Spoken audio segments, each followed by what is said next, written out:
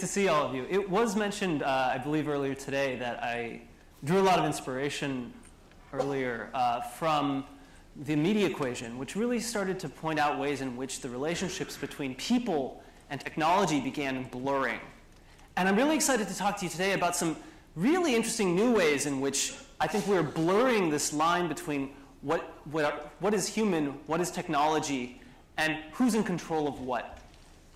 And I specifically want to talk to you about ways in which we can reach out to large groups of individuals to help actually create interactive systems that are really unlike the kinds of things we could have created before.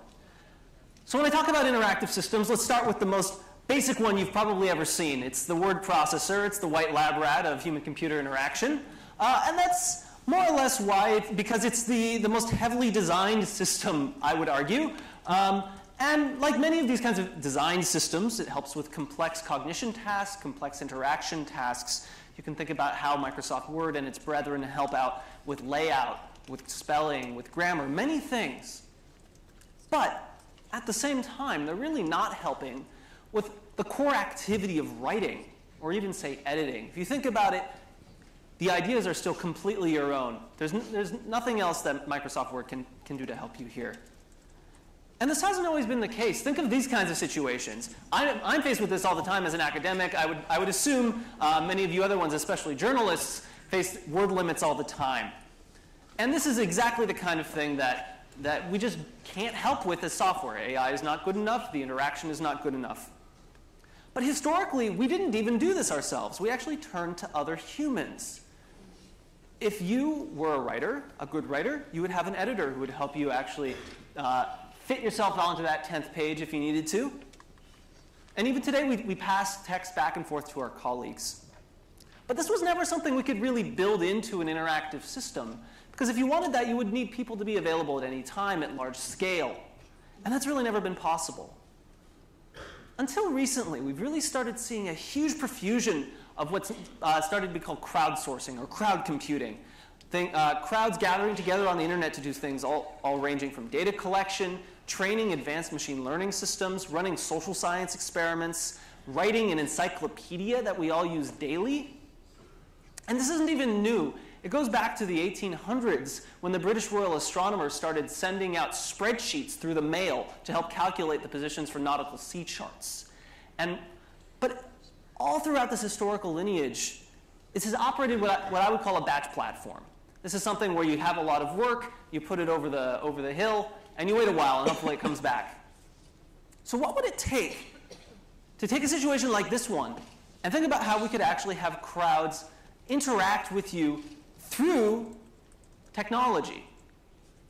That is, rather than having human editors support a single human editor, what if we could have tens or hundreds of individuals all look at your text, make suggestions, and we could wire it back into your software such that you could deal with it in an interactive way? That's what I mean when I talk about a crowd-powered system. It's interactive software that is really powered by crowds. And I think that there's a lot to be done here and a lot to be said. So I hope to just spark your imagination with this brief presentation. Let's say that I have sparked your imagination already. You're going to run into a couple challenges, the first one being quality. I asked 1,000 people online to flip a coin and type H if they got heads and T if they got tails. So hopefully we have a large enough sample here that if you all flip coins, we get about 50-50. Turns out on the internet, it's about a 2-to-1 ratio of heads to tails. Now this isn't because the internet is a biased coin. It's because people are satisficing. There may not be a whole lot of actual coin flipping going on there. And we know when people try to generate randomness, they do so in very non-random ways. In fact, you may notice this doesn't add up to 100%. That's because fully 7% went sort of out of grammar and typed things that were either misspelled or the entire word or the enigmatic F. Right? These are people who are trying to contribute, but are making mistakes that our quote, software might not know how to understand. Also think about speed. I'm talking about interactive software here, like a word processor. When you started seeing crowds being used for all sorts of things, people were really excited about how fast it was. Except when you looked at the time, it was like 2 days, 5 days. And this is much better than survey research was up until a couple years ago. But still quite slow when you think about the fact that interaction happens on the order of seconds. In fact, depending on how much you pay on some of these paid labor platforms, you can see anything between 2 days and 12 hours of a turnaround. So what I want to convey to you today are the ways in which we can build interactive systems that reach out to crowd intelligence to make that interaction smarter, more natural, more powerful. And I want to make an argument here that we have the opportunity to lead through technology and computation, to think about ways in which technology can help crowds gather together and work in ways that they might not actually succeed if left to their own devices. So I'm going to focus right now on something that's called paid crowdsourcing. How many of you have heard of Amazon Mechanical Turk? Wow. OK. Well, maybe this is less necessary. On Amazon Mechanical Turk, Amazon as in the bookseller, there's a large amount of tasks being done that take very little time and very little money. So label this image for a couple cents. People do this and make up a fair amount of money. It's, now, there are many of these markets. One, for example, Odesk, you can actually, I believe, make a living as a professional on. This one, I think, is a little bit more fraught with labor concerns, but is interesting because if you look at it across the population, it's actually balanced in terms of gender, education, income. It mirrors the United States distribution, as well as the Indian distribution for about the 40% of workers on the system who are from India. So there's a lot of people who are participating. I want to convey to you the ways in which this can really lead to some exciting opportunities for interaction. I'm going to start with one called Soylent. Soylent is people. It's a word processor with a crowd inside. And the idea is that we can think about how we might actually change, again, this white lab rat of interaction by adding in some elements of crowds. So rather than telling you about it, I'm actually going to show it to you. What I hope you'll take away is that we're actually thinking about crowds as sort of a first-order element of software. People, software, the line is blurring. And that we can think about ways that technology can help decompose these problems to make them more solvable. So here's Soylent. It's a plugin for Microsoft Word. It's running on the Soylent research paper, which is a little bit meta, I admit. But let's say we have this exact situation I came up with before. This paper's a little too long. Let's say that I think the conclusion in particular is a problem. I'm going to send it off to Shorten. Shorten is one of Soylent's particular features that it provides.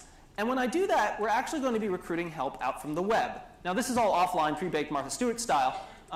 But what you see is that people are actually coming in. They're marking up shortenable sections of the text. They're making edits. There are some votes going on. And when all of this comes back, we can consider all of these contributions that people have made. You see everything here in purple has been marked as shortenable. Each of them, as you can see behind it, has an alternative. And then we can consider this space of possible paragraphs that got generated. And I can give you a direct manipulation interface. And you can sit there and drag the slider. And as you drag it, your text gets shorter or longer or anywhere in between. And hopefully now down onto the 10 pages you needed in order to submit your paper. So we're really wiring together all of these contributions from many different people with many different perspectives to create a new kind of experience. Now, we can also support existing AI systems. Crowdproof is a proofreading service that really layers on top of Microsoft Word's built-in proofreading. And the idea is that we're asking people to actually catch things that Microsoft Word wouldn't. You notice that it made a couple changes here. Again, these were run beforehand. One that's interesting here is a parallel sentence structure error, which got past, I think, something like 6 authors, 6 reviewers, until Crowdproof caught it. And the reason why is that this is down at the bottom of page 5 of the paper. And as much as we care, we're still going to miss things, and our eyes are going to get a little tired. But people, again, coming in with diverse perspectives, maybe not having seen this before, might have a lot to say. You can also think about sort of opening this up, asking for anything. When I write, I tend to leave citations open like this in brackets. And we might want to ask for help. So we could go out to something called, say, here the human macro, and say, hey, can you help me find BibTeX, which is sort of structured citation for the citations in brackets. And just so you believe me, this is the kind of input that people who use the system make. It's kind of unclear. It's not necessarily grammatical. But we can send it over. And when it comes back, you get what you would hope. Here's that structured language. They went off to Google Scholar. They came back. and plugged it in. So that, in short, is what Soylent does. And I want to talk about how, because the how is non-trivial. We've really worked with many, many, many people as a part of this. And if you were to do the naive thing and just ask for support, you'd get a lot of errors. In fact, we have a rule of thumb that about 30% of what comes back, if you were to just ask on open-ended tasks like improve this text, really is not something you'd want to give back to a user. And I'll give you an intuition for why that's the case. And the reason I'm doing this is that I want you to think about not only the opportunities, but the challenges and the ways that we can work together to solve them. So here's a paragraph I got off of a high school essay website. It's really horrible. Don't turn this in. You will fail the class, I guarantee you. I'm just underlining a few of the errors here. And we see two kinds of canonical problems. One of them I would term the lazy worker. This is someone who wants to send a clear signal that they've done the work, but they also just don't want to do much more. So given this error-ridden paragraph, they'll make that one character change. And it's actually not surprising they made that one, because it was the only thing underlined in their browser as being misspelled. They make a clear contribution and say thank you. On the other hand, you have eager beavers.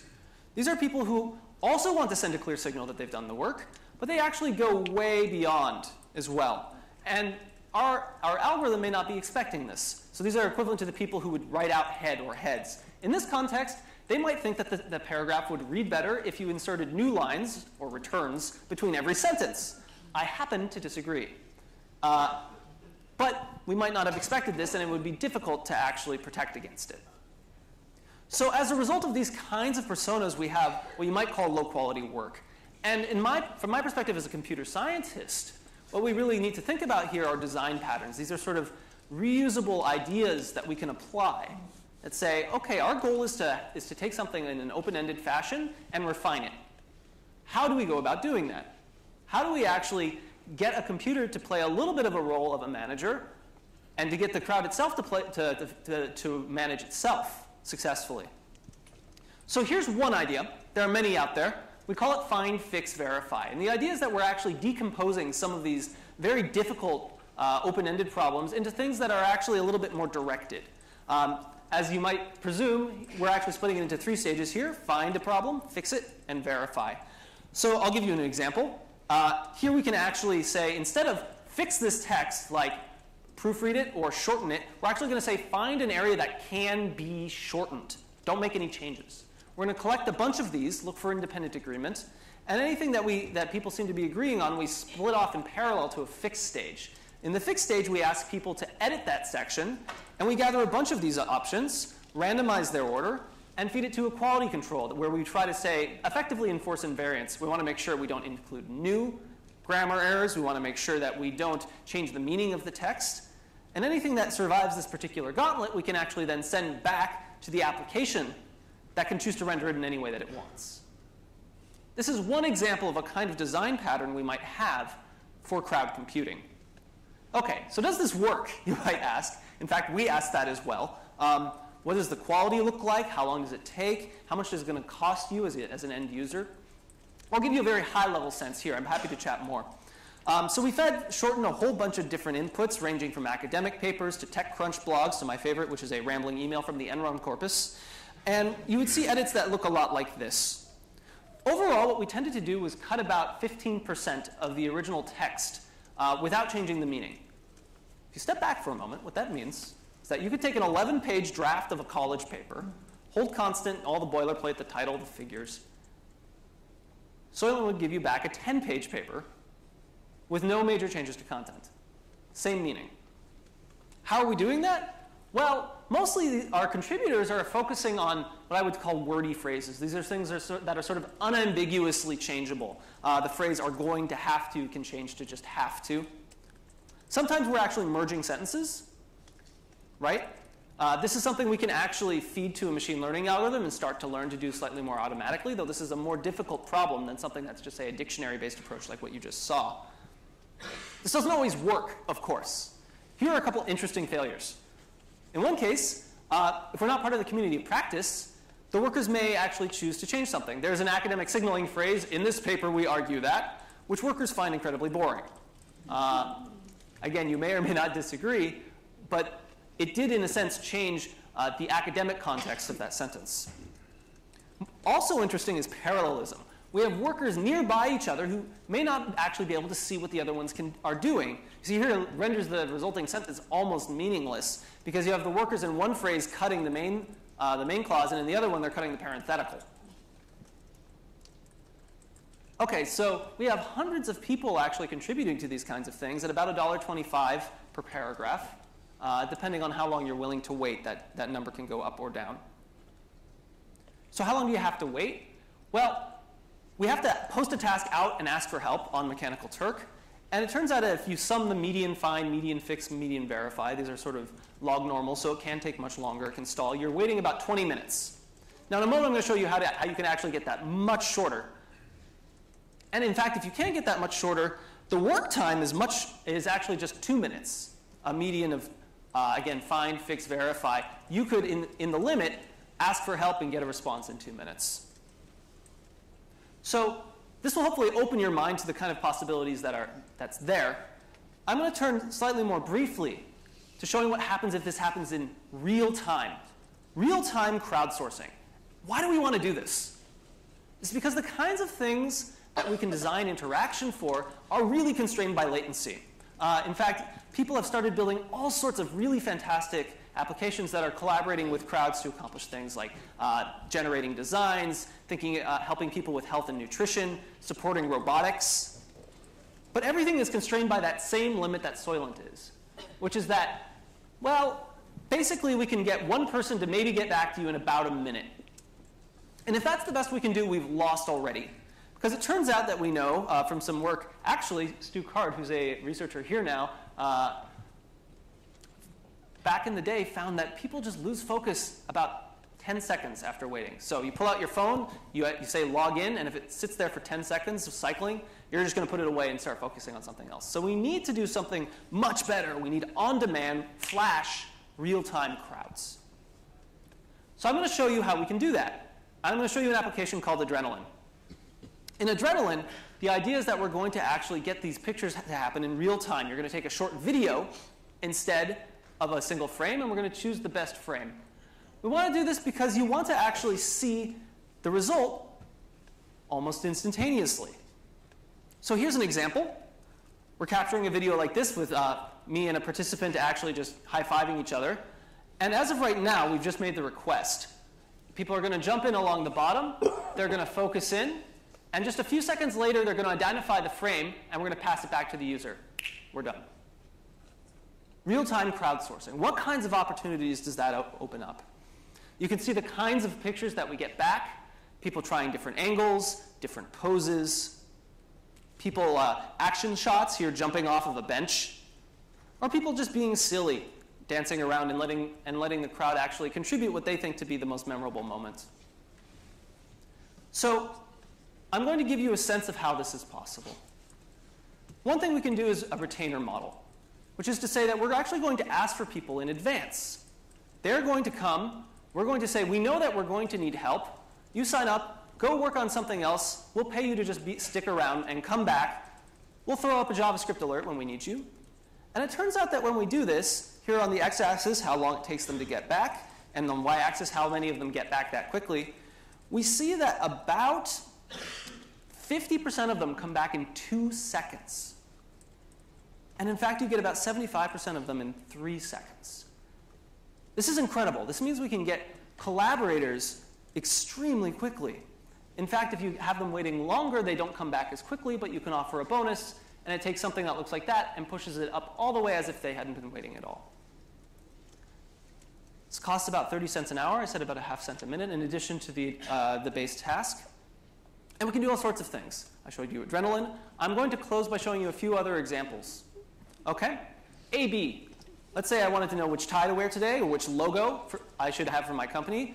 Instant opinion poll. Here's a recorded piece from our data set. I'm going to click go, and then individuals are going to appear here. Think about which one you like. Well, the crowd seemed to actually like the right one. That was a real-time playback. So we can get crowds in 2 seconds. We can get votes in 5 seconds. And hopefully you're thinking ahead to what's hard. Well, we can do votes between 2. How do we do it across 100 frames, right? And for that, people take a long time to choose. So we're going to sit there, and we're going to actually think about the fact that everyone's participating at the same time.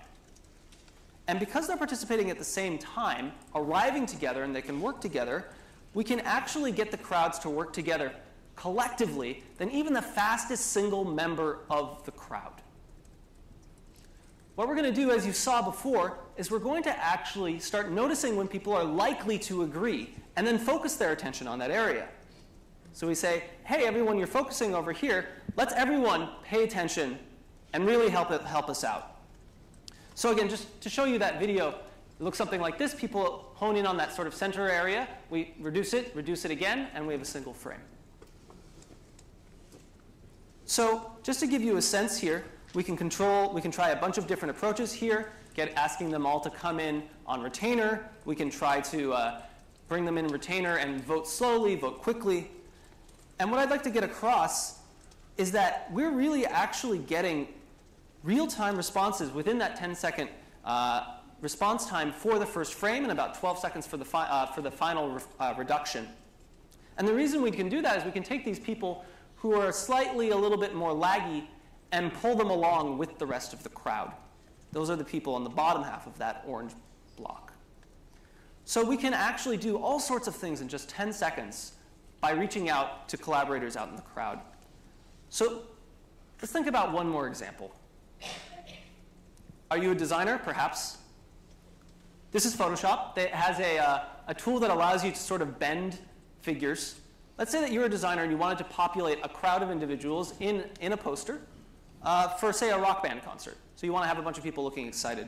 You can author these control points and then ask for the crowd to come in. This is what the control points look like. Here we put them, we call them off retainer. You have people actually manipulating the points, as you can see here. And then we can draw that back into Photoshop. And as you were seeing just a moment ago, the end result looks something like this. So here we've actually, again, closed that loop, real-time interaction in an everyday kind of application where we got responses in just a couple seconds, the first figure in about a half minute, and then a new figure every 3 seconds after that. So hopefully I've now convinced you not only that this might be possible, that we can also do it in real time by considering techniques that can actually help people walk together quickly. So really, here's what I hope to leave you with. It's possible for us to think about how social computing, broadly construed, Twitter, Facebook, Wikipedia, Mechanical Turk, its entire brethren, can really get us to rethink the core aspects of how we interact with technology. What is possible? And I would invite you to think with me about what we could create by working together. We could think about how we could train machine learning systems using crowds, using machine learning systems to actually help teach the crowd. We can create high-level tasks. How do we make sure that this is a positive eventuality for the workers embedded in the system? What would it take for you to be proud of your child if they were going to participate in this crowd labor force? You would need education, career advancement, reputation. There's a lot to be done. I think that we, as the innovators, have the opportunity to grab hold of these markets and of crowd computing and point it in a direction that will make it a positive outcome for all involved. So I'll close with this thought. We can create these crowd-powered systems now that can enable experiences that neither crowds could take on themselves because they would perhaps trip over each other or act slowly or in low quality, maybe not be able to collaborate well. But neither could machine intelligence do it by itself either. We're actually creating a hybrid system here that is aiming to take the best of both. And more broadly, I hope you think about the ways in which computation can actually be critical to this notion of the wisdom of crowds. Many collaborators, thank you to all of them. And I'd be happy to chat, or we can move on as per the schedule of the day. Thank you.